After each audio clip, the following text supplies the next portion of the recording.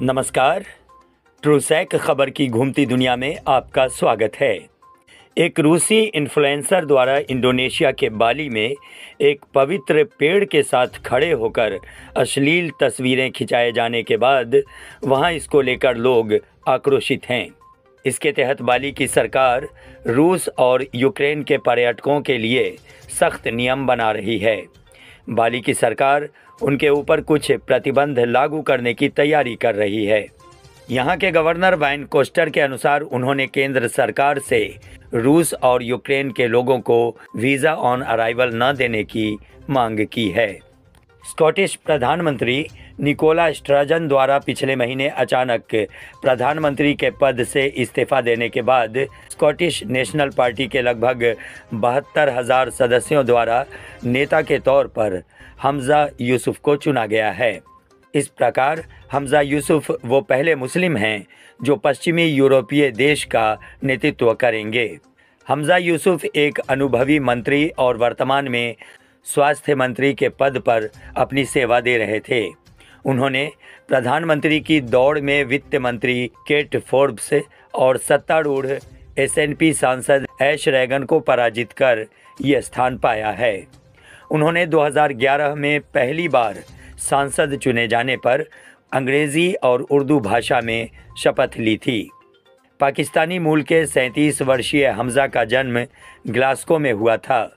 उनके दादा दादी 1962 ईस्वी में पाकिस्तान छोड़कर स्कॉटलैंड में बस गए थे। प्रधानमंत्री चुने जाने के बाद एडिनबर्ग में एक रैली को संबोधित करते हुए हमजा यूसुफ ने कहा कि जैसा कि अब मैं एसएनपी का नेतृत्व करता हूं, मैं सभी लोगों के हितों का ध्यान रखूंगा, न कि सिर्फ उन लोगों का जिन्होंने मुझे वोट दिया है।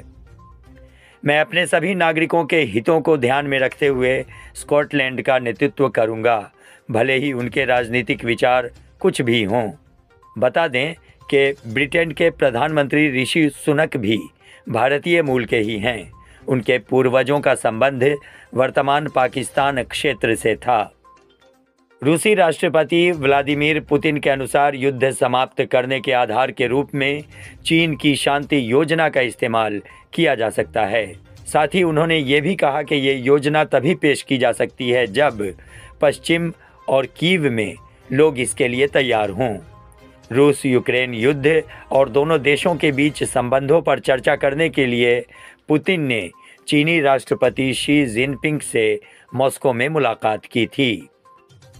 सऊदी अरब के विदेश मंत्रालय ने कब्जे वाले फ़िलिस्तीन में 8,000 से अधिक आवासीय घरों के निर्माण के लिए इस्राएली सेना की निंदा की और इसे अंतर्राष्ट्रीय कानूनों का स्पष्ट रूप से उल्लंघन बताया।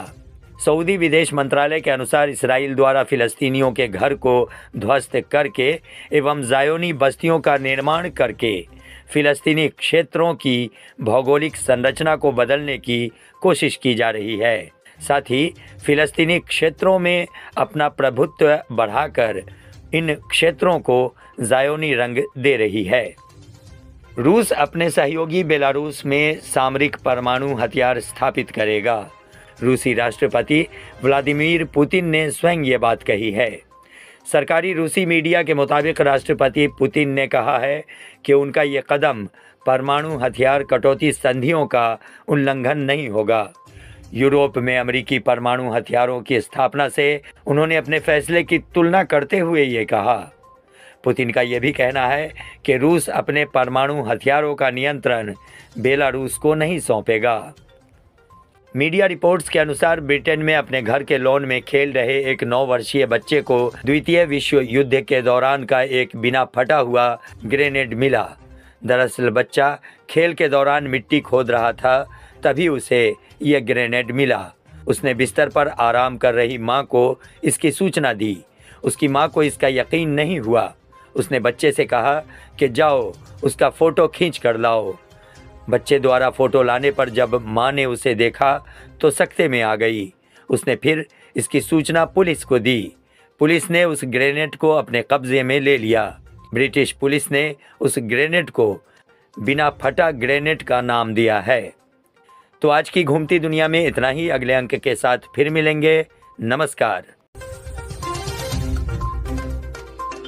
नमस्कार, आप देख रहे थे ट्रूसैक खबर। ये वीडियो अगर पसंद आया तो हमारे चैनल को सब्सक्राइब कीजिए, साथ ही लाइक और शेयर जरूर कीजिए।